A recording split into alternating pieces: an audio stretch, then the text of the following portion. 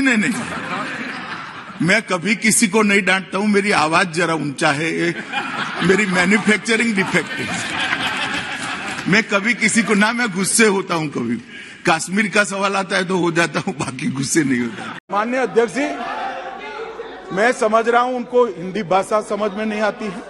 मैंने ये किया 3rd डिग्री पर जाने के लिए, कंपेल न करने के लिए, 3rd डिग्री का रास्ता न अपनाना पड़े इसलिए कहा। ये ढंग से समझ नहीं पाए मेरी बात। अब लगाया है ट्रांसलेशन मोड पर, इसलिए अब वो समझेंगे शायद। मारन साहब, मैं कभी जल्दबाजी में नहीं बोलता, ना गुस्सा होता हूं। हमेशा सोच विचार कर धैर्य से कहता हूं। माननीय अध्यक्ष जी, ये जो नया कानून आया है वो बंदी शिनाख्त अधिनियम 1920 के, उस पर 1980 में विधि आयोग ने अपनी 87वीं रिपोर्ट में इसको उचित संशोधन कर विज्ञान आधारित बनाने की एक सिफारिश भारत सरकार को भेजी थी। दादा की ये बात सही है, इतना देर क्यों हो गया? मगर दादा, हम तो देर से भी लेकर आए, आप तो अभी भी विरोध कर रहे हो, तो और देर हो जाती। हाँ, दुरुस्त है, चलो अच्छी बात है। माननीय अध्यक्ष जी,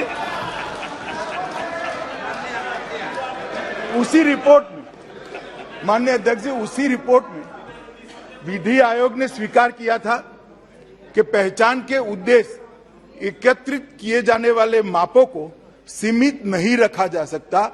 आधुनिक टेक्निक का उपयोग कर उसको सुरक्षित रखना चाहिए। सीमित रखने का कंसेप्ट ठीक नहीं होगा। इसलिए जो कहते हैं इसकी क्या जरूरत है, उसकी क्या जरूरत है, इसको सुरक्षित रखना, मैं आपकी चिंता और आपके कंसर्न दोनों से सहमति है मेरी।